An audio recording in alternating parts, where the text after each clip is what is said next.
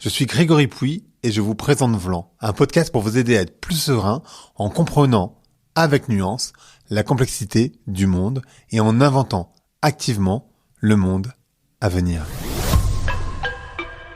Est-ce que l'on peut rire de tout ? En tout cas, c'est la question que je me suis posée quand je suis allé voir le spectacle de Mamary. Mamary, c'est une comédienne, une comique, qui parle de beaucoup de sujets qui la concernent.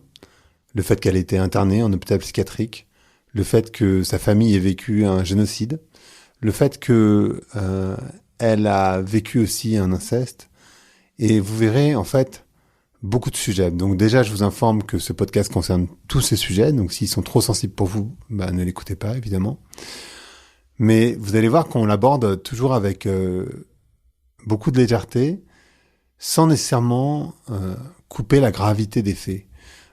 Et c'est ça que je trouve assez particulier, intéressant dans cet épisode. Vous allez l'entendre, j'espère que ça va vous divertir, j'espère que ça va vous plaire. Pas que vous divertir, mais aussi vous faire réfléchir, tout simplement. Je vous laisse l'écouter. Allez, Vlan, c'est parti.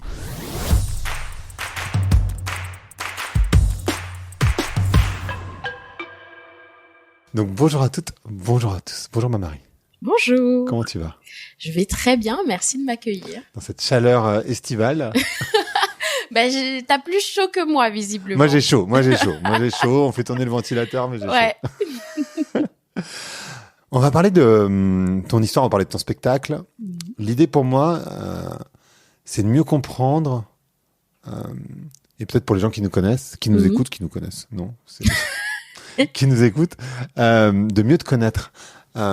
Et peut-être, je fais jamais cette question en général, donc les gens qui nous écoutent le savent, mais toi tu ne le sais pas. Est-ce que tu peux te présenter ? Parce que je sais pas comment te présenter et comment pas tout divulguer en même temps, donc c'est pour ça Parce que j'ai trop d'identités multiples.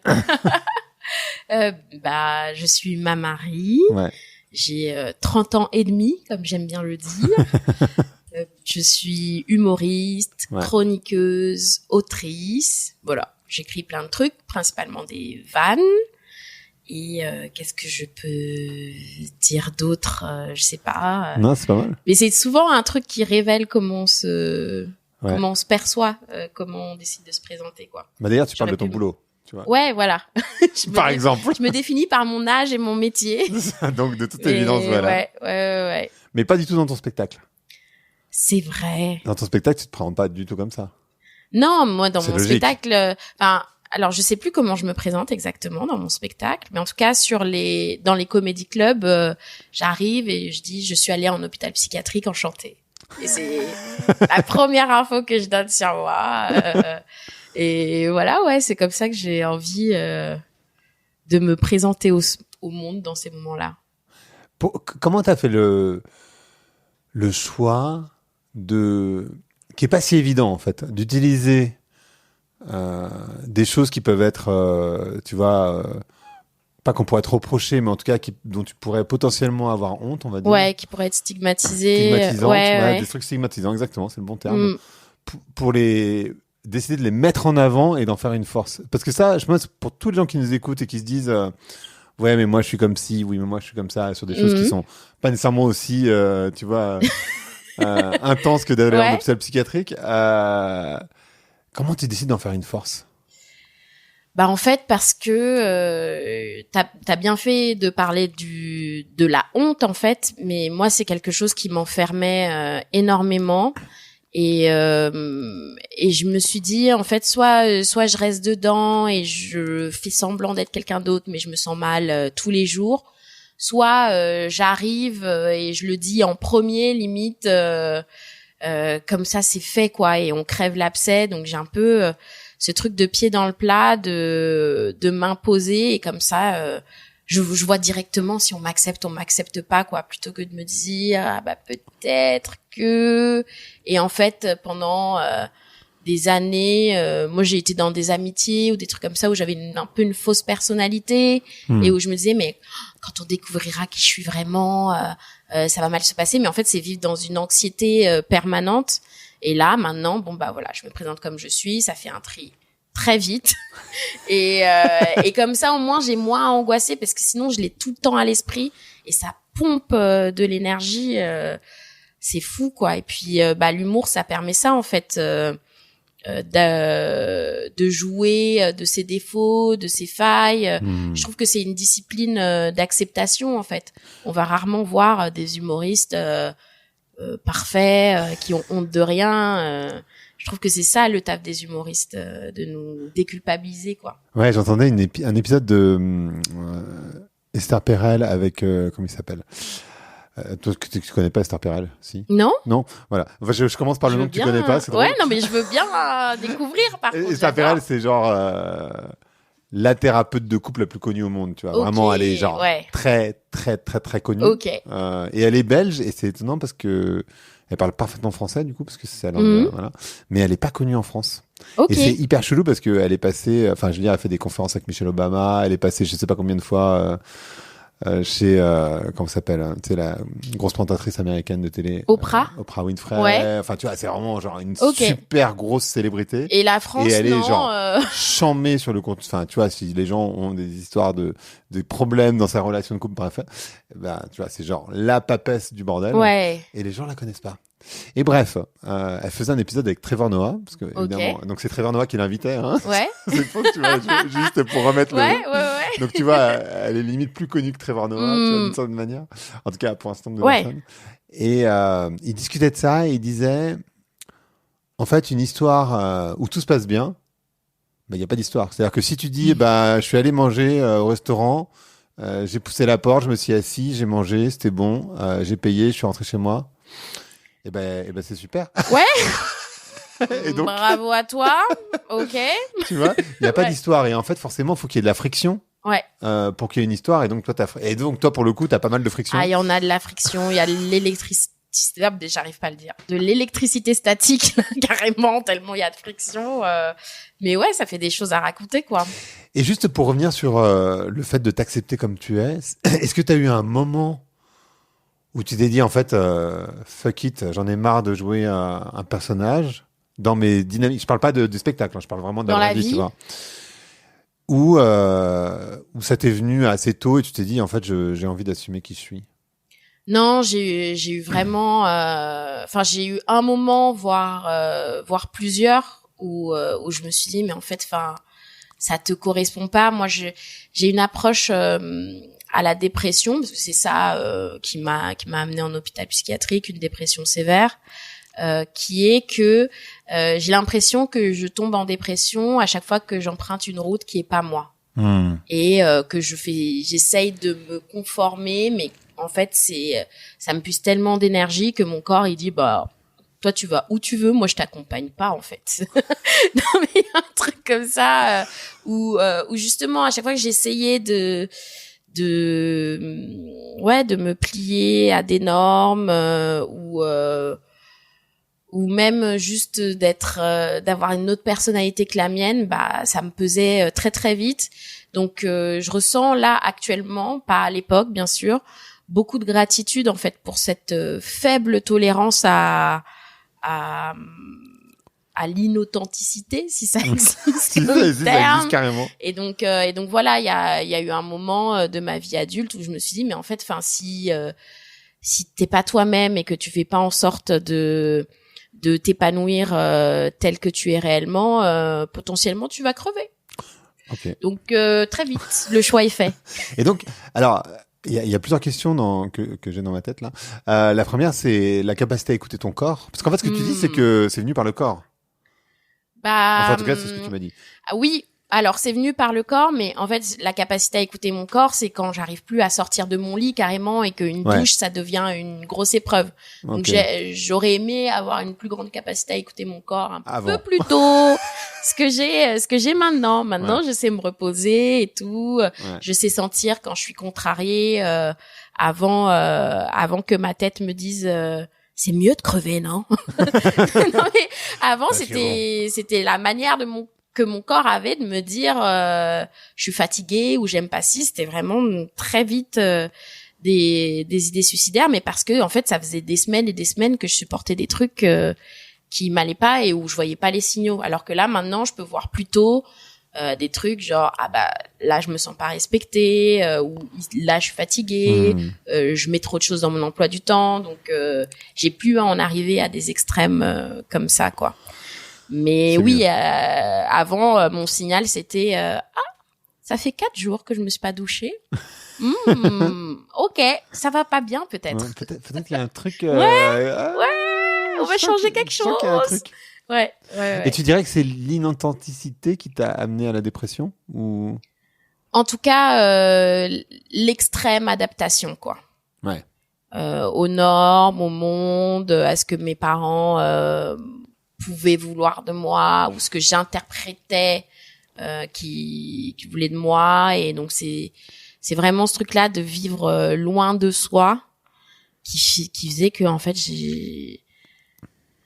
je me remplissais pas en énergie quoi, parce que au final ce qui nous donne de la force, de l'élan au quotidien, de la force vitale, c'est de faire des choses un minimum épanouissantes. Et en fait moi je faisais des études qui me plaisaient pas du tout, Tu faisais quoi? des études de pharmacie. Ok. Alors c'est intéressant. Ok, On passe le venez bonjour. femmes, On passe le bonjour à tous les pharmaciens. Les pharma là c'est bon, ok.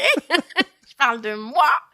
Non, mais parce que ça me correspondait pas du tout, parce que je voulais même pas faire une filière scientifique à la base. Oui. Quand j'étais au lycée, je voulais faire L. Ça n'existe plus aujourd'hui. Non, on est vieux. Mais... surtout moi, mais bon. Mais là je me sens comme quand j'étais petite et que j'entendais les gens qui disaient bac G et tout. J'étais là aussi. Non, je crois que ça a changé l'année où j'ai passé le bac. Ah ouais? Ok. Faut dire à quel point je suis direct, vieux, quoi. Ouais. Mais du coup, je voulais faire une filière littéraire, et en fait, ma prof de physique-chimie m'a convoquée pour dire que ça serait une perte, que je m'en aille pour le monde scientifique. Mais ouais. Et du coup, j'ai fait une filière scientifique, et ensuite je commençais à dériver en fait déjà de moi-même, parce que une fois que tu passes ton bac en filière scientifique, tu te dis bon qu'est-ce que je vais faire pour me rendre utile, et donc il y avait rien qui m'intéressait. Mes parents voulaient que je sois médecin, je me suis dit ok, je vais essayer d'aller en médecine. J'ai glandé 2 ans, enfin un peu travaillé quand même, J'imagine. mais voilà, j'étais pas intéressée. J'ai eu le concours. Je sais pas si c'est une chance au final. J'ai beaucoup dit que c'était une chance, je sais pas, parce qu'au final, moi je trouve ça cool d'échouer, parce que comme ça te redirige vite quoi. Et moi j'ai mis beaucoup de temps en fait à sortir de cette voie-là, parce que ça fonctionnait un petit peu, donc on est dans ce truc on continue le compromis jusqu'à être au pied du mur quoi. Et après je me suis viandée à un moment où j'ai beaucoup redoublé tout ça, mais je suis contente en fait de m'être viandée, parce que la vie m'a dit c'est pas ta route ma petite, là. Arrête d'essayer en fait. Et t'écoutes cette voix à chaque fois quand tu vois que ça veut pas y aller, tu te dis peut-être que c'est pas le bon chemin. Avant je mettais beaucoup de temps à l'écouter, je fonçais dans des murs, je voyais que c'était un mur, je reprenais du recul en me disant je vais le percer. T'as vu le bélier voilà quoi. Ouais. Et petit à petit je me suis dit que je pouvais l'écouter plus tôt. Donc aujourd'hui j'ai le sentiment que je m'écoute beaucoup, ce qui me fait un truc inverse de par moment, quand je suis pas des voix conventionnelles, du coup j'ai des petits coups de flip de mais si j'étais en train de me tromper, parce que je regarde derrière moi et genre il y a personne qui fait comme moi quoi. Ouais. Mais au final je trouve que ça finit par payer, et puis j'essaye de m'engager à aller au bout des choses avant d'abandonner quoi. Je sais pas si tu vois ce que je veux dire. Déterminé quoi. En fait, j'ai l'impression, dans ce que j'entends en tout cas, que t'as une personnalité hyper déterminée. Obstinée peut-être. Ça va ensemble. C'est ça va ensemble. De temps en temps, tu vois, il y a des fois oui, un peu trop déterminé peut-être. Mais du coup, ça a des côtés positifs. Oui. Que tu lâches pas l'affaire. Ouais, en effet.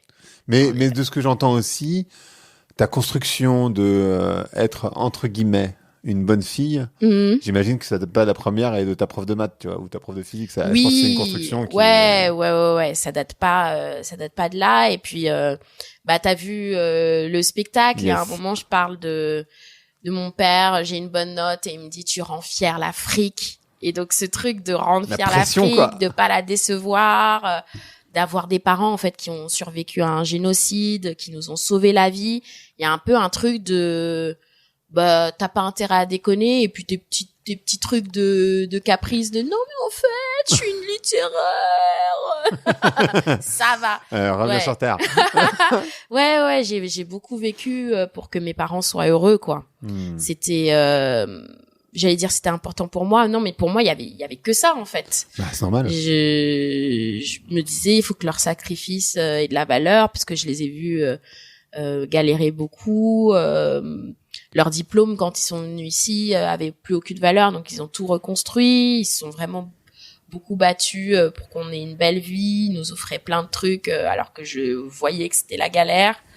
Donc il y a un truc comme ça de peut-être mes besoins je vais les mettre de côté quoi. Et donc ouais, je me suis construit avec ça jusqu'au moment où ça a plus du tout fonctionné. Oui, pour toi. Bah, jusqu'à le psychiatrique quand même. Ouais. T'as poussé le bouchon. Genre déterminé. Ouais, je l'ai poussé très loin. Vraiment déterminé. Ouais. Après, on reviendra à cette histoire d'hôpital psychiatrique parce que je suis curieux de comprendre ce qui t'y a emmené. J'imagine que c'est plein de choses. Ouais, c'est multifactoriel, la détermination tu vois, et de vouloir plaire aux autres. Tu vois. Et ben voilà, bam. Je vais revenir sur cette sorte de génocide. D'ailleurs, on parle de sujet. En fait, mais tout le spectacle, c'est ça. Et c'est vraiment, tu vois, le sujet, c'est peut-on rire. Enfin, moi, ce que je t'ai dit quand t'es arrivé, c'est peut-on rire de tout, parce qu'en fait, tu parles de sujets qui sont genre hyper graves. Et tu fais des blagues dessus, quoi. Donc, que ce soit l'hôpital psychiatrique, le génocide, plein d'autres sujets dont on va parler là.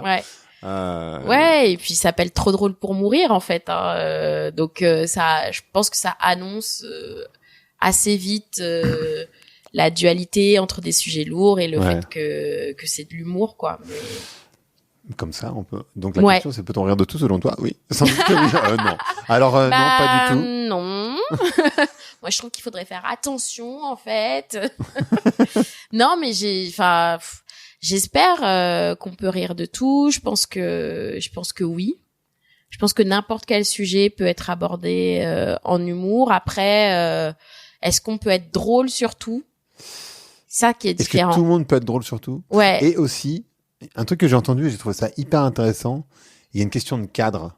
C'est-à-dire que de faire une blague sur une scène dans un comedy club, c'est pas pareil que de faire une blague avec des gros guillemets, là je les montre à la vidéo, une blague dans le métro, quoi. Tu vois, c'est pas pareil. Parce que... Et ça dépend qui l'a fait aussi. Ouais, c'est ça. Enfin, en fait, l'humour, ça dépend beaucoup du contexte. Et en fait, ce cadre-là dresse un contexte de nous sommes en train de jouer, c'est pour de faux. Alors que, quand on l'a fait dans le métro à quelqu'un qu'on connaît absolument pas, c'est qui lui, il me veut quoi, c'est quoi son intention, enfin, pourquoi il me parle? En fait, à la base, je voulais juste aller au taf. Donc le contexte c'est important en humour et c'est ça, je pense que beaucoup de personnes ne comprennent pas autour de tous les débats qu'il y a en humour, c'est que souvent ce qui n'est pas très clair chez certains humoristes qui font des vannes sur des communautés qui sont déjà stigmatisées, tout ça, c'est le contexte est pas clair, quelle est leur intention, pourquoi, enfin c'est ce truc là qui leur manque parfois, parce que pour eux en fait c'est pas grave de faire ces vannes là, mais il leur manque peut-être du contexte sur la réalité de ces personnes là qui en reçoivent bien sûr. 12 000 dans la journée, mais en réalité les sujets on peut parler de tout, on peut rire de tout, et en fait faut juste trouver la porte d'entrée et l'angle, quoi. Donc de vue, parce qu'il y en a qui sont vus et revus aussi, et du coup c'est plus marrant. Ça fait penser à, du coup je fais le lien, attention, entre comique, génocide, ça fait penser à Guillaume Meurice. Je me suis dit qui du coup, où est-ce qu'il va et on parle de Guigui. Guillaume, qui est venu aussi sur ce podcast. Ouais. Avec qui je travaille, je sais pas si tu sais. Ah non, je savais pas. Ouais, je suis dans l'émission la dernière sur Radio Nova. Je fais des chroniques, ouais. On était au Théâtre du Châtelet. D'accord. Trop bien, avec Sama. Du coup. Hein? Avec Sama Karaki. Oui, elle est géniale. Bah oui. Je l'adore. Je la connais très bien. Je l'adore. Elle est venue 2 fois sur ce podcast. Bah Voilà.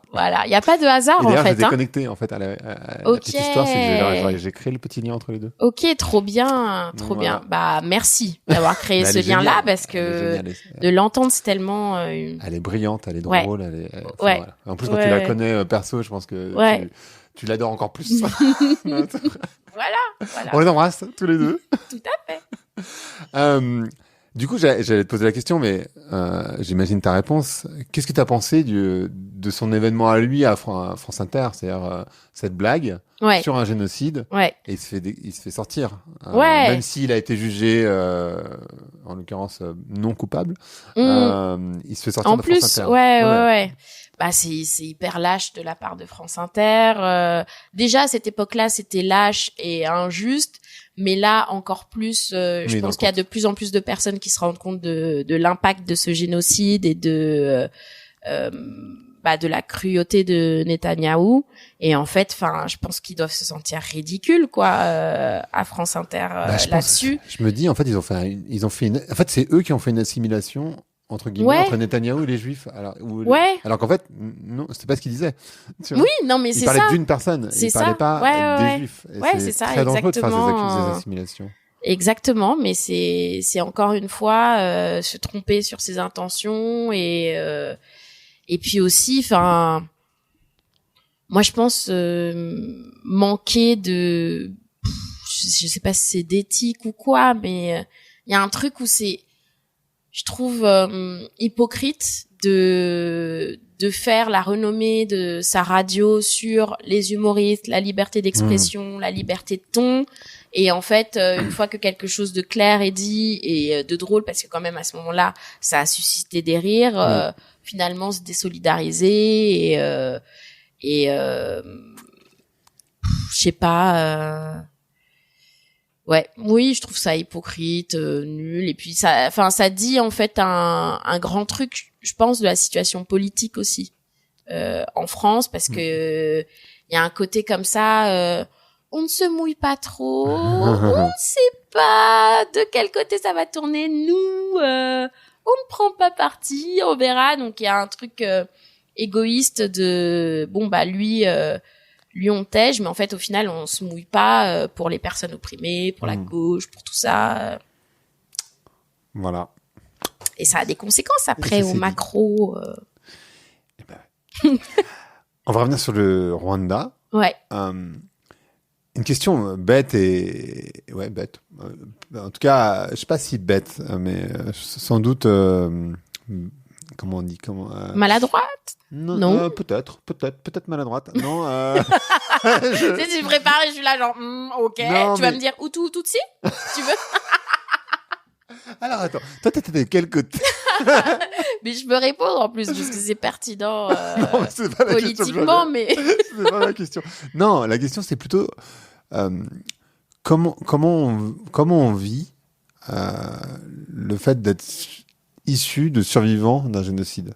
Tu vois, parce qu'en fait, on entend beaucoup quand on parle de génocide, évidemment, on parle souvent de la Shoah en France. La majorité des gens que je connais qui sont descendants de survivants d'un génocide, c'est évidemment des personnes juives. Et moi, personnellement, je connais pas de Rwandais, tu vois, ou de personnes descendantes du Rwanda.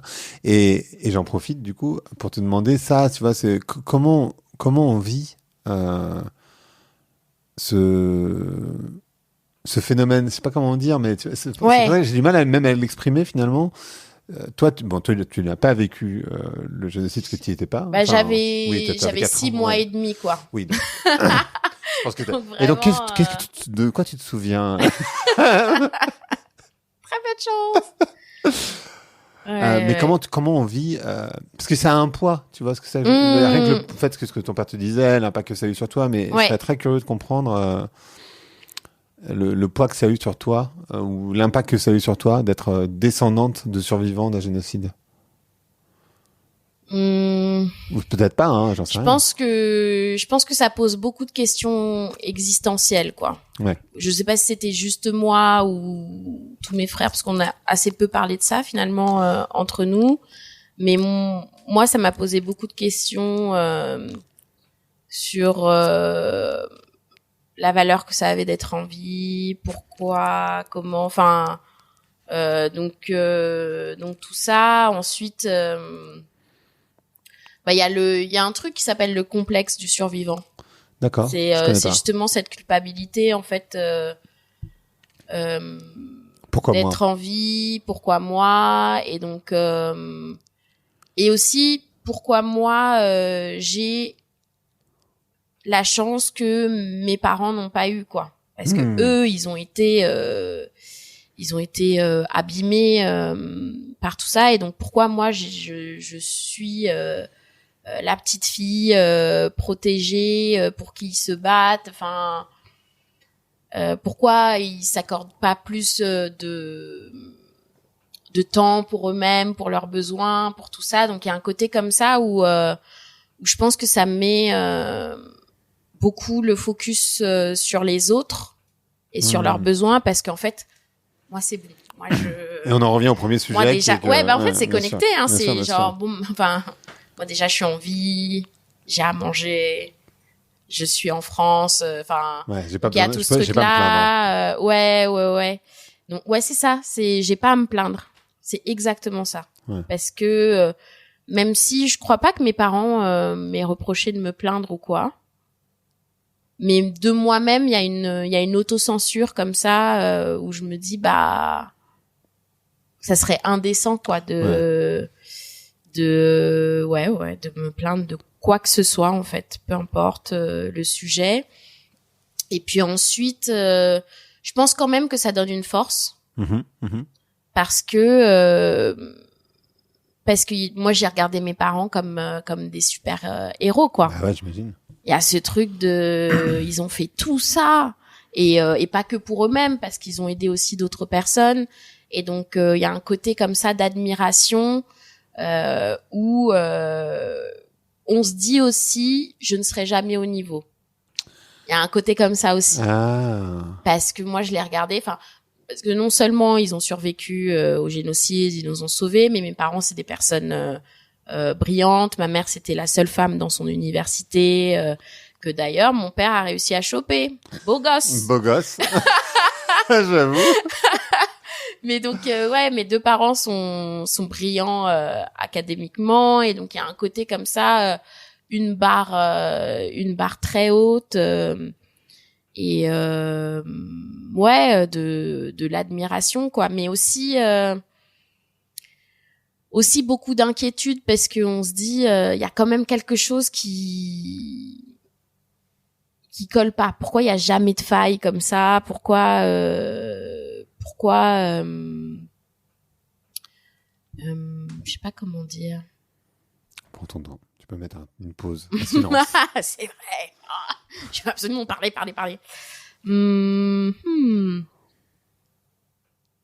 Mais oui, il y a un côté qui colle pas, parce que beaucoup de rire, beaucoup de générosité, beaucoup de résilience, de vie, de tout ça. Et en même temps, on se dit non mais ça a dû être dur, quoi. Et pourquoi ça je le vois jamais, je l'entends jamais. Et vous en parlez pas, c'est ça que tu disais. C'est ça qui est fou. Même enfin entre frères, en tout cas.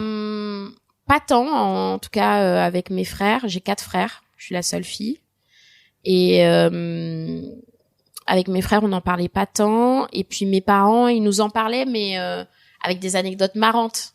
Donc on en vient à ce truc de l'humour qui peut être à la fois quelque chose qui nous permet de casser des tabous, mais aussi parfois de porter un masque, quoi. Donc dire, tu penses que ça sauve de tout, l'humour?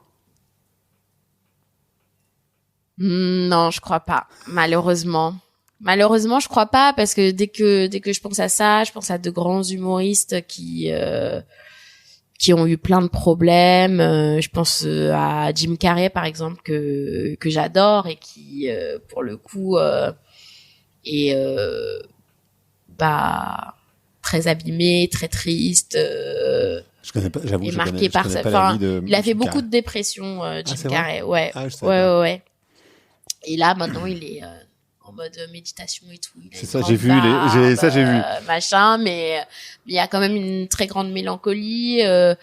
Robin Williams qui est un grand acteur qui a été humoriste aussi, il me semble. Je pense. Enfin, je suis pas sûr, mais je pense que oui. En tout cas, il a joué dans beaucoup de comédies. Ouais, c'est sûr. Qui est décédé des suites d'une dépression, il me semble. Et il y a un truc comme ça où en tout cas les grands, il y a beaucoup de grands humoristes, de figures de l'humour qui vont pas si bien. Donc c'est la preuve que ça sauve pas. Mais après, est-ce que c'est le métier d'humoriste ou est-ce que c'est l'humour? Ça permet de maintenir en tout cas, peut-être. En fait, c'est ça. Ça permet de maintenir. Mais comme je disais sur les échecs et que le fait de pas trop se viander, ça fait rester dans des situations dures. Et là, pareil, t'as un outil qui te permet de survivre parfois dans des conditions hyper toxiques et qui en fait t'endommagent profondément. Donc, je sais pas. Peut-être les gens pas marrants, ils restent moins dans des trucs toxiques. Ils sont là, genre mais ça va pas ici. Je sais pas. J'en sais rien. Hein. Mais moi, je suis pas drôle, donc je me dis putain, merde, je vais vivre super longtemps. Yes, t'as l'air d'aimer rire au moins. Ouais, non, mais c'est un outil de survie en fait. Ouais. C'est un outil de survie, mais pas de vie. Ok, je comprends. Est-ce que merde, du coup, j'allais faire une blague, mais tu sais quoi, je vais niquer ma blague parce que je me souviens plus de son nom. Ah. Tu sais le chanteur hyper connu dont te parle dans le spectacle. Corneille, voilà. Ah. J'allais dire. Mais alors du coup, quand on est survivant, est-ce qu'on écoute beaucoup Corneille? Mais j'ai niqué ma blague parce que je me souvenais plus de son nom. J'étais là depuis tout à l'heure, j'essayais de me souvenir de son nom. Que j'ai beaucoup écouté Corneille. On peut la refaire si tu veux. Que j'ai beaucoup écouté Corneille. Ouais, moi aussi j'ai beaucoup écouté Corneille. Parce que c'était un peu l'événement quoi. Ouais. Je me rappelle de la première fois que j'ai vu le clip avec classe. Je pense qu'il devait être 23h, c'était sur M6 Musique, un truc comme ça et en fait je vois ce mec débarquer, et je sais pas je crois qu'il y avait un bandeau qui disait qu'il était originaire du Rwanda ou un truc comme ça et je suis genre waouh. Déjà un mec du Rwanda. On a un chanteur et tout. À nous. Donc mes cousines étaient hyper fans de Corneille, elles allaient à tous les concerts, à fond. Moi j'étais moins dans le truc grande fan, mais quand même je connaissais presque tout. Ouais, voilà, j'étais modérée quoi. Mais ouais, j'ai beaucoup écouté ces chansons parce que je me suis reconnue dedans en fait. Et puis même il y a une de ces chansons qui s'appelle Tel père tel vice. Qui, je pense, est la chanson qui m'a fait sortir d'amnésie autour des agressions sexuelles que j'ai vécues. Et tu vas te un sujet. Ouais, on se marre. Tu vois, là. Écoutez, un trublion. Mais j'ai beaucoup écouté cette chanson et en fait, je pleurais sans raison en l'écoutant et je l'écoutais en boucle et je comprenais pas pourquoi. Et en fait, aujourd'hui, c'est limpide, quoi. Mais donc comme quoi j'ai beaucoup poncé Corneille ouais j'imagine mais tu blagues dessus je sais pas qu'est-ce qui est devenu Corneille, il fait encore des trucs, on sait pas, enfin moi je sais pas. Je crois qu'il fait encore des trucs, il fait encore des sons, je sais pas ce que c'est son dernier album, j'avoue, j'ai pas trop suivi. J'avoue, moi non plus. Il a les cheveux plus courts. Je t'informe sur la situation capillaire de tout le monde, non? C'est bien. Je vois, c'est un critère pour toi. Voilà. Tu vois, la barbe de Jim Carrey, voilà. Les cheveux de Corneille, voilà, on y est. Non, mais il continue à faire de la musique dans une vibe, je sais pas, soul. Si tant est que ça puisse être. Je crois que j'ai pas bien décrit, mais je suis pas une spécialiste en musique. Moi non plus. Mais tu plaisantes sur lui, par contre. Ouais. En même temps, parce que tout le monde connaît. Ouais, c'est ça. Mais en fait, les plus jeunes, là, quand je fais des comédie clubs où le public est jeune, ils ont pas. Aucune idée de qui est Ils ont pas. Même le génocide rwandais, ils ont pas spécialement. Hein. Mais non. Ouais. Pour eux, Rwanda, c'est genre sponsor des maillots du PSG à une époque, quoi. Visite Rwanda. Ils ont pas. Ah ouais? Ouais. C'est fou, ça, quand même. Ouais. Et je savais pas quoi en penser au début. Je me disais, c'est cool, c'est un signe d'évolution. Ça veut dire que le pays se résume plus qu'un génocide. à un drame. Et en même temps, je me dis pour la mémoire, qu'est-ce que ça veut dire? Bon, je sais pas. Tu retournes? Non, j'y suis jamais retournée là pour l'instant. Pourquoi? Parce que c'est plein de questions, quoi. Le Rwanda, j'ai pas beaucoup de connexion avec ma famille là-bas, parce que quand même, enfin, mes parents ont perdu beaucoup de membres de leur famille. Ceux qui sont là-bas, je leur ai très peu parlé. Pour moi, le Rwanda, ça a beaucoup été le génocide. Enfin, je le dis un peu en rigolant dans le spectacle, mais moi, dès que je disais que j'étais originaire du Rwanda, on me parlait du génocide, quoi, 5-6 ans, tout ça. Donc pour moi, c'était associé à ça, en fait. C'est pas très joyeux. Ouais, voilà. T'as jamais voulu te reconnecter? Parce qu'on a tous quand même ce besoin de se reconnecter avec sa racine. Tu vois ce que je veux dire? Et toi, tes racines, elles sont quand même là-bas. Oui, en partie, mais j'ai aussi, en fait, je me sens aussi liée à la Côte d'Ivoire. D'accord. On y a passé 2 ans, il me semble. D'accord. J'étais petite, mais c'est mes premiers souvenirs d'enfance, par exemple. Tu les as toujours? La Côte d'Ivoire. Attends, t'as des souvenirs de quand t'avais 2 ans et demi? Non, on a passé 2 ans là-bas, mais j'avais 3 ans. C'est là où on est passé avant d'aller en France. Mais tu te souviens de tes des bribes de souvenirs, mais par exemple, mon plat préféré, c'est la tchéké, c'est un plat ivoirien. J'ai su hyper tard que c'était pas rwandais, la tchéké. Plein de trucs comme ça où je suis connectée à la culture ivoirienne, l'humour. Je sais pas si tu connais Gou Michel.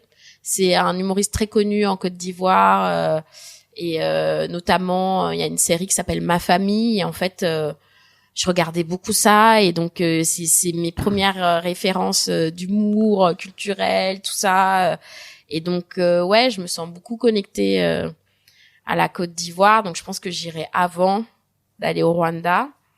Et puis après, moi, enfin, comme j'ai eu un parcours un peu bizarre dans ma vie, j'ai pas eu beaucoup de stabilité financière avant. On va dire pas linéaire. Voilà. C'est pas bizarre, c'est pas linéaire. Ouais.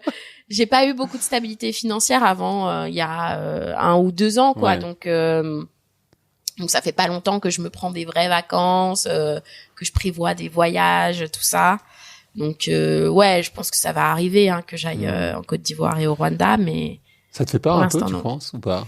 Enfin, comment tu le ressens? Qu'est-ce que dit ton corps? Tu prends des douches ou pas? Je prends des douches. Non, mais je pense que ça va me faire du bien quand même, parce que par exemple quand je vais à Bruxelles où il y a une plus grande communauté rwandaise, ah oui, ça me fait un truc de voir des visages typés rwandais dans le métro. Ouais, il y a un sentiment de connexion et d'alignement, quoi. Donc je pense que ça va me faire du bien là-dessus, mais je pense aussi que ça va être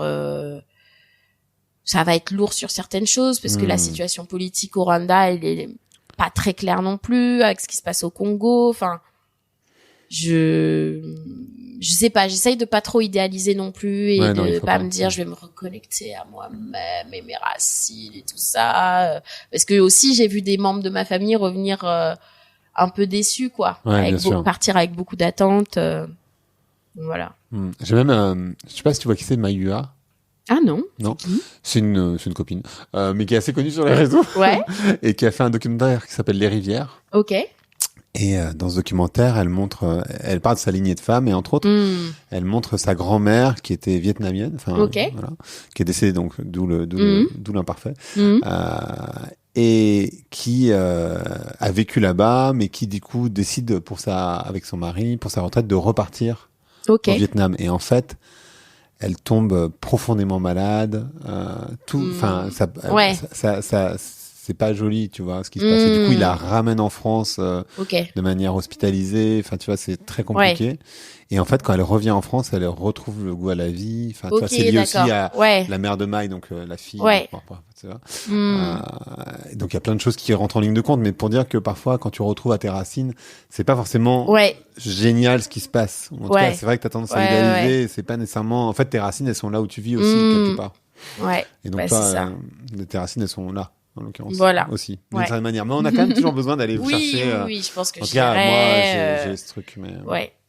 qui ne suis pas du tout rwandais par ailleurs. Mais j'ai cette connexion au Rwanda. Mais j'ai une petite connexion au Rwanda. Moi, je fais ce que je veux. Si j'ai décidé d'être connecté au Rwanda, je fais ce que je veux. Voilà. Prochain sujet. Ouais. Let's go. Prochain sujet. Non, mais prochain sujet, normalement, je fais pas tout, tu vois, c'est pas forcément, mais c'est parce que, voilà. Mais, agression sexuelle. Ouais. Enfin, même inceste, d'ailleurs. Oui, d'ailleurs. Je sais pas s'il y a des personnes qui ont besoin d'un trigger warning, mais. On va parler d'inceste. Voilà. Comme ça, c'est dit. Voilà, on se le dit. T'arrives à faire des blagues sur le sujet. Ouais. Oui. Pareil. C'est la réponse la plus courte. Ouais. Bah ouais. Je t'aide pas, hein. Non, non. Oui, j'arrive à faire des blagues sur le sujet parce que je crois que déjà c'est comme, enfin, j'ai été élevée avec beaucoup de blagues sur plein de sujets, donc c'est ma manière de communiquer, de crever l'abcès, tout ça, et c'était aussi ma manière de m'exprimer en fait quand j'étais en thérapie, en groupe de parole, donc ça fait partie de moi, quoi. Et je me suis demandé, est-ce que c'est pathologique? Est-ce que je suis déconnectée de mes émotions? Est-ce que nanana, blabla? Non, je crois que c'est vraiment ma manière de vivre, en fait, la joie ou au moins la liberté de pouvoir parler. Est-ce que c'est pas une protection enfantine? Moi, je sais que je fais ça, hein. Par exemple, j'ai tendance à rire pour me protéger, tu vois. Ouais. Je ris pour me protéger parfois sur certaines choses, mais là de faire rire et de faire des vannes, en tout cas en étant frontal, quoi. En fait, c'est ma manière d'être franche, quoi. Donc ça, je sais que c'est une manière d'être alignée avec moi-même et authentique. Et puis ouais, en thérapie, en fait, c'est comme ça aussi que je communique avec ma psy, mais parce qu'elle est marrante aussi. Et je trouve que ça me permet de dire plus de choses. Ouais. Et de pas me soucier de si j'ai traumatisé les gens ou pas. Parce qu'il y a ça aussi. C'est trop bizarre quand t'es un hôpital psychiatrique et que tu fais que des blagues, les gens se disent mais qu'est-ce qu'elle fout là, non? C'est genre en fait ça va bien, ça a l'air de bien aller, quoi. Ouais, à une époque dans le spectacle, je disais les infirmiers dans leur salle, ils doivent se dire ça va le Joker. Donc il y a un truc comme ça où ouais, ça a l'air chelou. J'ai accepté d'être chelou. Non, mais pour les gens qui nous écoutent, c'est un truc important aussi. Parfois, il y a des amis qui font des blagues et qui rigolent beaucoup, mais c'est pas pour ça qu'ils vont bien. Ouais. Donc déjà, et en plus, moi, je crois que je fais plus de blagues quand je vais bien que quand je vais mal. Ça, c'est un truc, par exemple, même en écriture, je suis pas du tout dans la team artiste torturé qui se nourrit de son mal-être, quoi.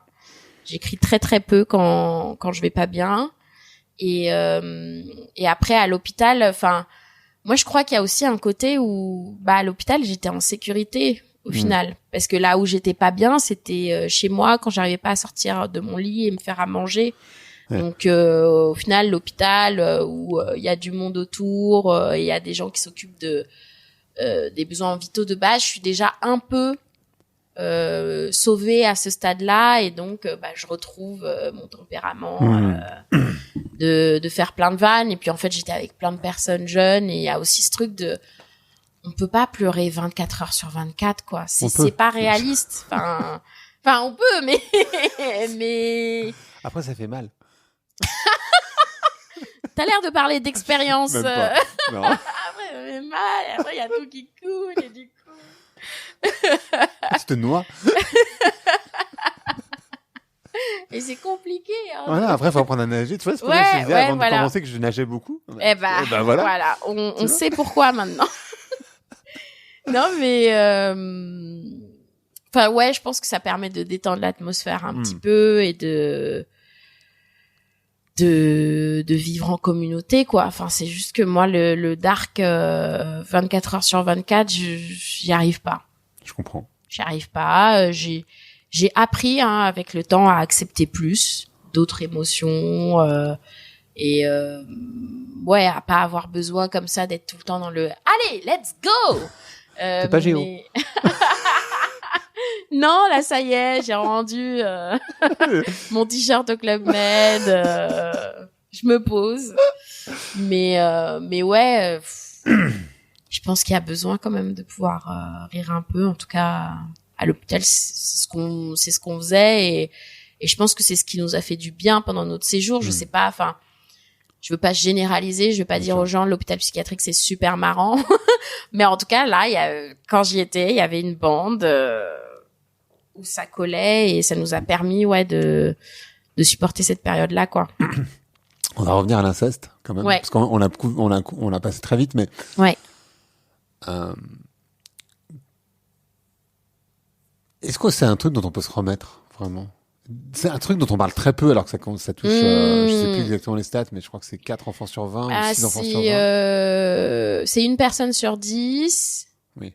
Et du coup, dans une classe, par exemple, il y a 2-3 enfants touchés par l'inceste. Donc, et en plus, je crois que ça, c'est les chiffres de l'inceste, mais donc la pédocriminalité, ça augmente aussi.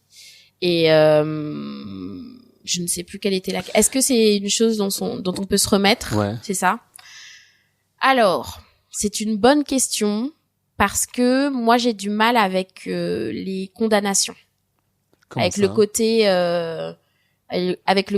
on ne s'en remet absolument jamais, ça n'est pas possible, tout ça. Enfin, je sais qu'il y a des autrices qui ont parlé d'inceste et qui, moi, m'ont permis aussi de me construire et de valider beaucoup de mes ressentis qui, elles, pensent qu'on ne s'en remet jamais.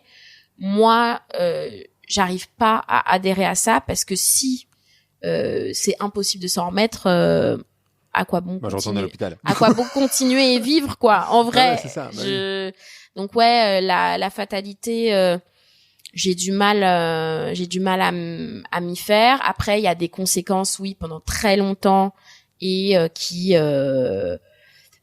affectent notre quotidien. Moi, je pense que en fait, je reviens de tellement loin en termes de santé mentale, de mal-être, que moi je me sens bien et c'est vrai que j'ai l'air d'aller super bien et je pense que c'est la réalité, je me mens pas, mais si je regarde dans les faits, est-ce qu'on peut dire que je m'en suis remise alors que je prends toujours des antidépresseurs tous les jours, j'ai une auxiliaire de vie parce que je suis pas encore capable tout le temps de gérer mon ménage, mes courses, j'ai des troubles alimentaires liés à ça.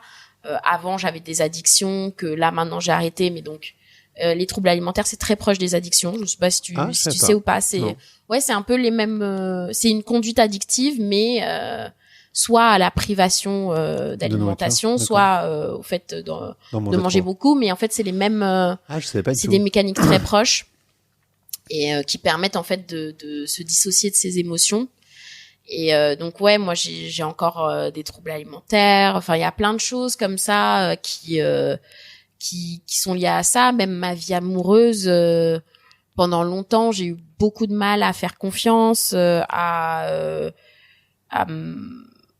pas avoir l'impression d'être une personne bizarre, hyper cassée, tout ça. Là, ça fait pas longtemps que je suis en couple. Ça fait genre 5 jours, je crois. Super. Alors, attends, j'ai une solution pour toi. Tu n'es pas en couple. Non. Tu es en date. Non. Ça fait jours. plus longtemps que je connais la personne et qu'on se voit. Mais ça fait 5 jours que je suis officiellement en couple. D'accord. J'allais dire 5 jours. T'es en date, meuf. Là, ça y est, je suis sauvée. Enfin, sur ce plan-là, ça fait 5 jours quand même que je vois quelqu'un. Donc, ça y est, ça, je peux le valider. Ça, c'est check. Non. Non, ça fait 5 jours qu'on s'est dit, on se voit depuis plus longtemps. mais ouais, dans ce domaine-là, j'étais très affectée. Enfin, donc voilà, le côté on s'en remet jamais. Si on le comprend dans le sens il y a des conséquences dans notre vie pendant très longtemps, oui, c'est vrai.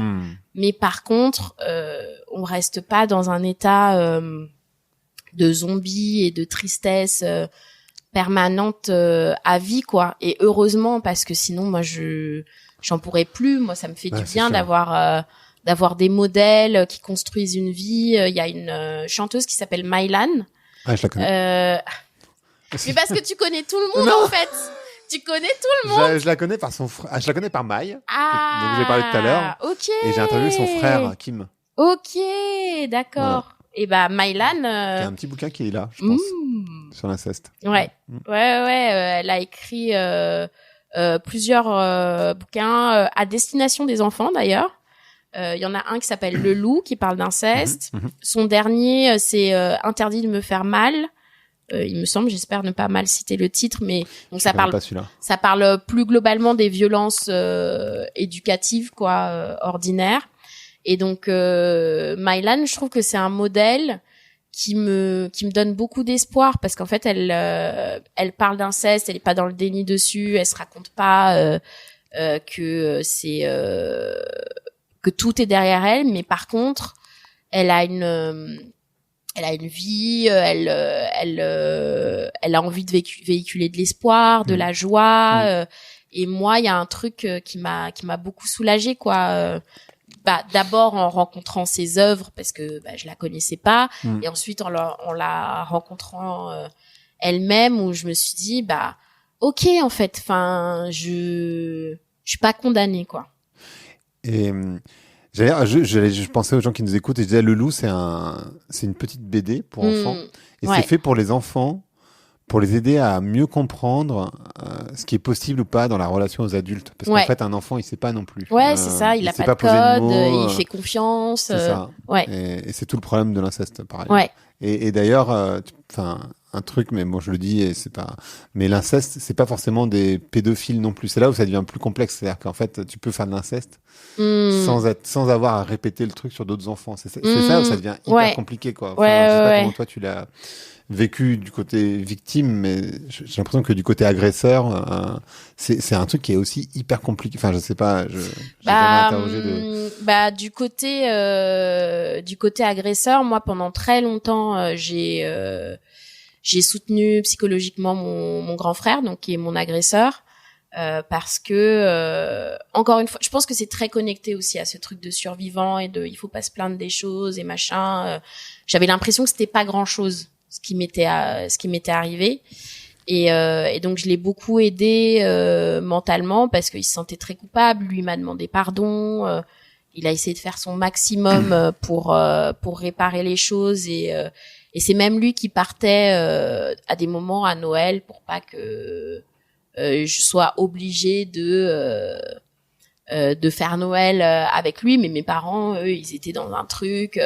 Mes parents, ils nous faisaient fêter notre anniversaire en même temps. Hein. Enfin, parce qu'on est né pas très longtemps après. Enfin, il y a un truc. Oui, mais ils sont dans un truc de déni et de.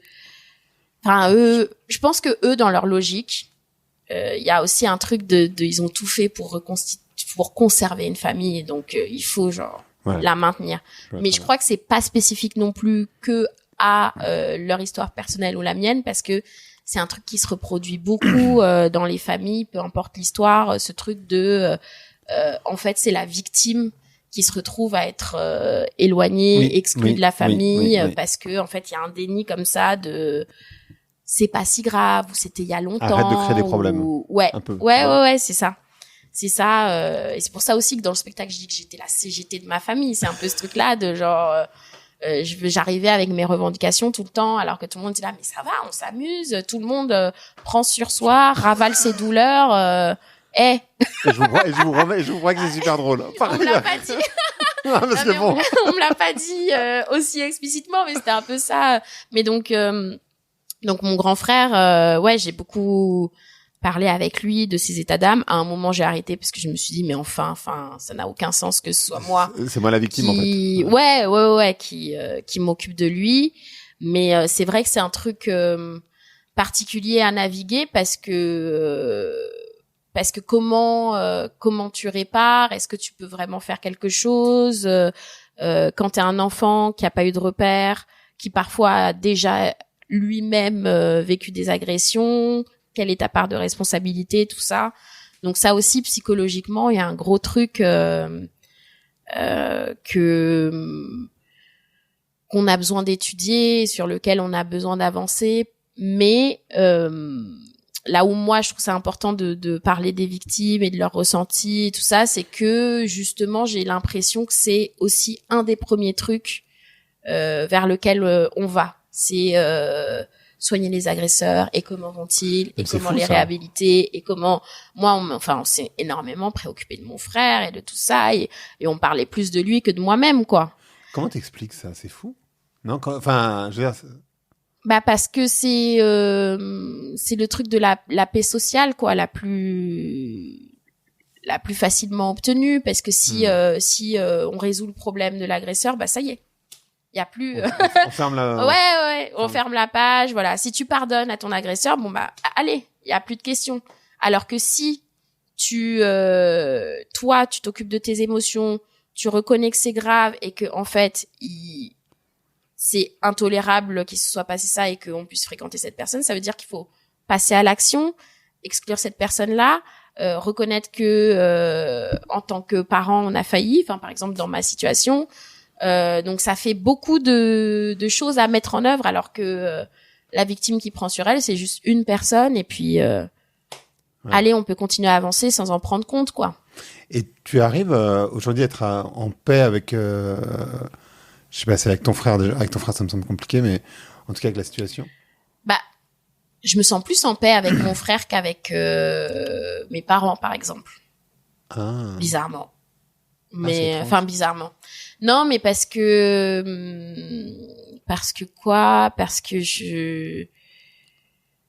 je crois vraiment qu'il a fait tout ce qu'il pouvait pour me demander pardon. Je pense pas avoir pardonné encore totalement. Mais parce qu'en plus, à une époque, au tout début, il m'a écrit une longue lettre et je lui ai dit très vite, mais je te pardonne et tout. Et en fait, je me suis rendu compte que non, j'étais pas du tout connectée à mes émotions, et je savais pas ce que c'était que de se connecter à son corps, à ses douleurs, à son corps, à tout ça. Mais parce qu'en plus, ça, c'est la dissociation des émotions. C'est un symptôme traumatique. Qui permet de survivre, mais du coup effectivement, on vit dans un truc où pour survivre dans un environnement où tous les jours tu te lèves, tu prends ton petit déj, il y a ton agresseur chez toi. Ouais, c'est un mindfuck de ouf. Tu vois, donc forcément tu vis coupé de ça, parce que sinon comment tu fais pour aller apprendre le théorème de Pythagore, en fait? Par exemple. Tu sais, tu passes 15 ans à faire voilà. Il faut que vous regardiez la vidéo, ça vaut le coup. Je le refais. non, mais c'est ça, en fait. Il y a un truc comme ça pour survivre, où on se dissocie de ses émotions. Donc ouais, j'ai cru lui avoir pardonné à une époque, et je lui ai dit très vite et machin. Puis il y avait aussi un côté où j'avais peur, parce que je me disais, qu'est-ce qui va se passer si je le pardonne pas? Il y avait aussi ce côté-là, donc j'étais là en mode ouais, je te pardonne, ouais. Et puis tu prends le poids de c'est moi qui est en train de rompre la famille, entre guillemets. Ouais, c'est ça, on porte un gros truc sur soi, quoi. Et donc ouais, je me suis dit ça à un moment. Avec les années, je me suis rendu compte que non, pas du tout. Et là, je sais pas, il y a un truc où je pense qu'il a fait tout ce qu'il pouvait, quoi. Mais par contre, ouais, mes parents, c'est plus complexe, parce que pour eux, on a souffert autant l'un que l'autre. C'est dur pour les deux. On ne peut pas se séparer de lui. Moi, je suis un peu la malade de service et la colérique, parce que en plus, sur le papier, je suis celle qui va voir des psychiatres et qui va en hôpital psychiatrique, donc je suis celle qui a besoin de se calmer. Donc il y a un côté un peu hystérique. Exactement, exactement. Donc il y a tout ça, en fait, qui est pas réglé avec eux, et c'est aussi pour ça que j'ai coupé les ponts à un moment, parce que je me suis dit, mais je peux pas continuer à vivre pour qu'ils me croient, quoi. je peux pas passer mon temps à les emmener chez tel et tel psy pour que le psy leur redise que c'est pas ok, que machin, leur demander de lire tel bouquin, tout ça. J'avais besoin de m'occuper de ma vie et de me dire limite, peut-être que là-dessus, j'aurais jamais de reconnaissance. Une résolution, ouais.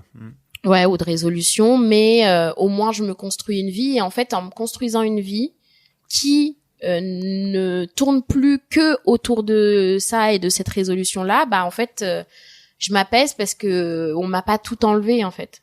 Parce qu'à une époque, j'étais aussi hyper en colère et triste parce que je voyais ma vie s'écrouler et que c'était directement lié à ça. Enfin, bien sûr. Mon cerveau vrillait, il y avait plein de choses que j'arrivais pas à faire et moi je voyais mon frère réussir brillamment dans plein de domaines de sa vie et tout le monde le célébrait et j'avais un seum, je crois. Non, mais c'est ça le terme, c'est le seum. Hein. Je pourrais trouver un terme plus psychanalytique et tout. Non, c'est le seum en fait. Ouais, un truc de c'est pas possible. Ouais. Alors que maintenant que je m'occupe un peu plus de ma vie et que ça va mieux, j'ai un truc de bon. Regarde, il fait pas le podcast lui. Tu as vu ou pas? Bam. Bam. Enfin blanc. Blanc, exactement. Mais ouais, c'est ces trucs là où après je crois que un élément de réparation aussi c'est de me rendre compte que j'ai le temps pour les choses.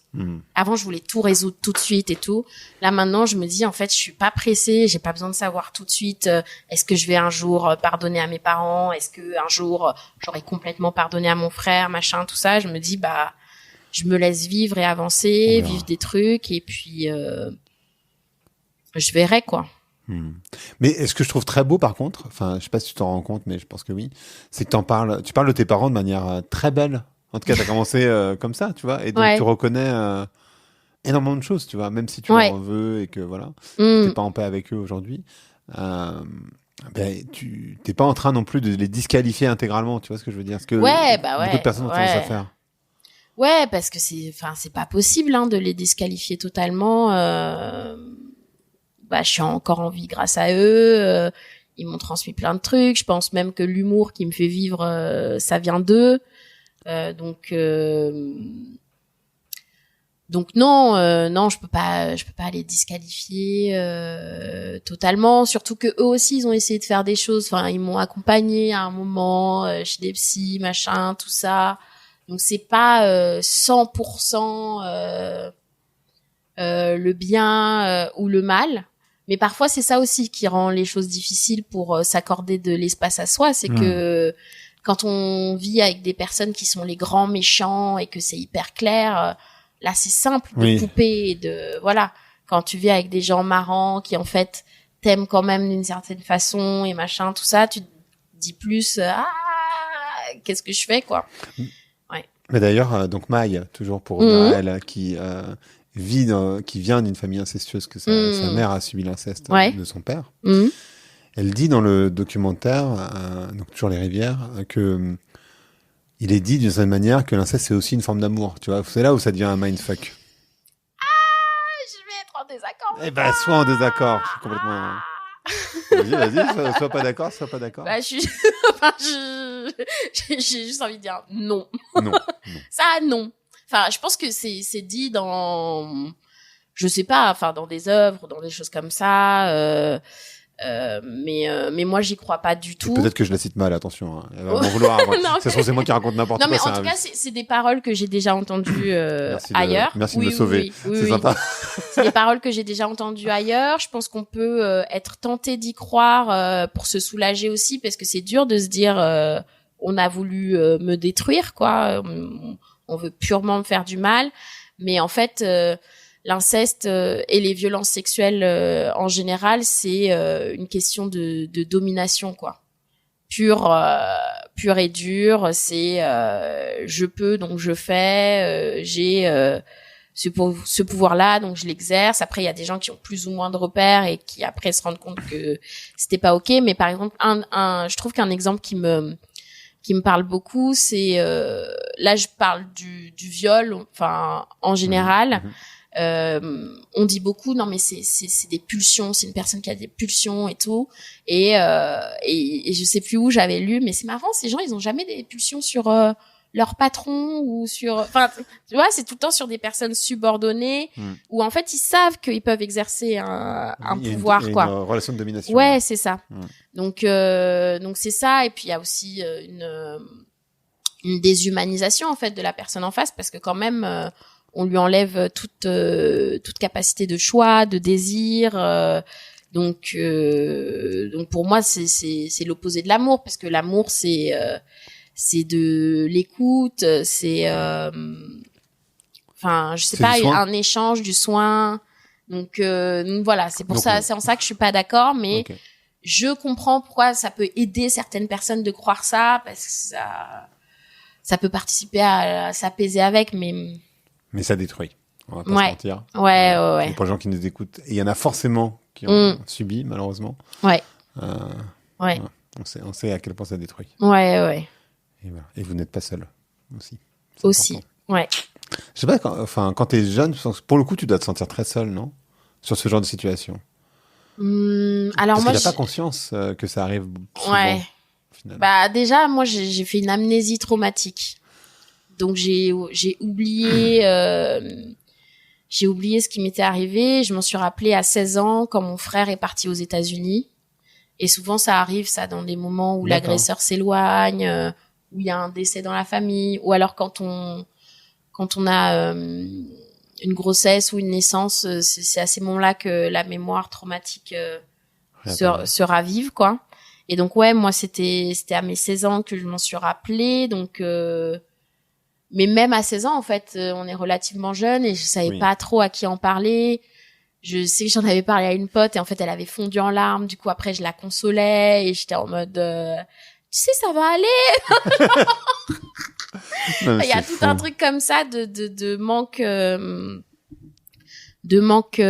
repères, mais c'est pour ça que je trouve ça indispensable en fait le travail de Mylan, d'associations qui vont informer les enfants, qui vont leur dire que c'est pas normal, que on peut en parler à des adultes. Et je crois que c'est dans Le Loup ou dans d'autres livres, mais je crois que c'est dans Le Loup où Mylan dit parlez-en jusqu'à ce qu'on vous écoute, parce qu'il y a aussi des adultes qui vont pas vous écouter. Et donc d'avoir des codes comme ça permet de réussir à le penser, parce qu'au début c'est un truc qui existe tellement pas, qu'on n'arrive tellement pas à penser que on est sidéré, quoi, on n'arrive même pas à comprendre ce que c'est, quoi. Ouais, c'est sûr. Ouais. Est-ce qu'il y a un sujet qu'on n'a pas traité, dont tu parles dans le spectacle? Je suis en train de chercher dans ma tête. Franchement, il y en a, mais... Il y en a quelques-uns, mais vraiment, on va pas tout dévoiler non plus, parce que sinon c'est... Ben, n'allez pas voir le spectacle, Non, on mais vous a il y tout fait. a de quoi... qu'est-ce que quoi on n'a pas parlé de racisme, mais bon, C'est vrai. il y a d'autres personnes qui peuvent en parler. On n'a pas parlé de racisme, on est concernés tous les deux, mais... Ouais. On n'a pas parlé de quoi du côté LGBT, Mais ouais, c'est vrai, c'est la tribu de l'arc-en-ciel. On n'a pas parlé de ça, mais pareil, il y a d'autres personnes qui peuvent en parler. Hein. Bah, tout le monde peut parler plein de choses, hein, cela dit. Ouais. Mais, C'est non, vrai. mais c'est aussi pour donner aussi envie enfin, Ouais. pas donner envie, mais en tout cas, dire aux gens, il y a vachement plus dans le spectacle. Ah oui, bien sûr. Je parle de mon célèbre chat, Jeanne-Paul Sommeguivito. C'est vrai. Voilà. Il faut voir pour comprendre. Voilà. Mais ouais, il y a plein de choses. Le bac. Ah si, on a parlé du rapport quand même aux notes et aux résultats et à tout ça. Un petit peu. Mais ouais, il y a plein de trucs, et surtout voir les vannes en vrai, c'est autre chose que à travers un écran, c'est autre chose que ça n'a rien à voir. Et puis, quand on les raconte, ouais. Et puis rire ensemble, ouais. C'est ça, rire ensemble. Pour moi, je pense qu'on sous-estime l'importance du rire ensemble. Ouais. Tu vois, surtout dans cette période légèrement dystopique. Ah ouais. Tu vois. On a besoin de se dire, il y a des gens avec nous. Rigolons ensemble. Ouais. Merci beaucoup. Le podcast s'appelle Vlan. Donc là, savoir à quoi tu veux ouvrir et où claquer la porte. Et t'as le droit de faire une réponse longue sans faire de tunnel. On en parlait pour la blague, on en parlait juste avant. Ouais. J'ai envie de claquer la porte au tabou, quoi. Je trouve que s'il fallait claquer la porte à quelque chose, c'est vraiment ça. Ça enferme inutilement. Même les gens qui les créent, ils pensent se protéger, mais c'est pas tant la réalité que ça. Donc ouais, j'aimerais que les gens s'autorisent à parler de tout et que ouais, on puisse connecter encore plus en tant qu'être humain, quoi. Est-ce que tu peux parler de tout en étant respectueux quand tu connais pas le sujet? Ah, bah parfois on peut Genre les blancs qui parlent de racisme. écouter les gens qui parlent. C'est vrai que Maintenant que tu le dis. les tabous, c'est bien.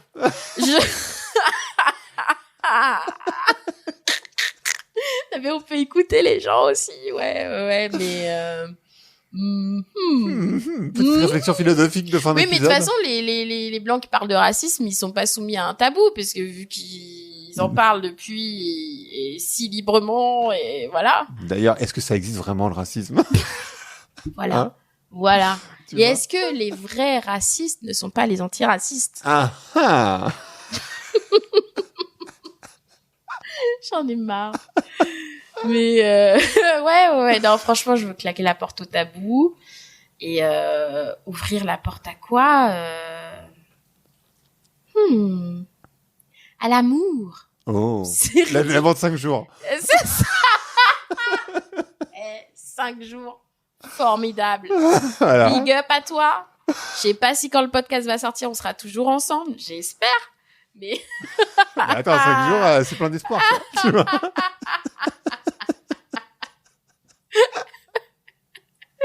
non, mais oui, à l'amour en général, l'amour amical, Amour de soi. amour de soi. Il y a plein de formes d'amour, ouais. Exactement. Merci beaucoup, ma Marie. Merci à toi. Merci d'avoir écouté Blanc. Si vous avez aimé l'émission, vous pouvez le dire avec des étoiles, 5 de préférence sur iTunes, et le partager avec vos amis ou vos collègues. Je suis Grégory Pouy, vous pouvez me retrouver sur Twitter et LinkedIn sous le pseudo Greg from Paris. N'hésitez pas à me remonter vos remarques, vos questions, mais aussi les invités que vous aimeriez entendre.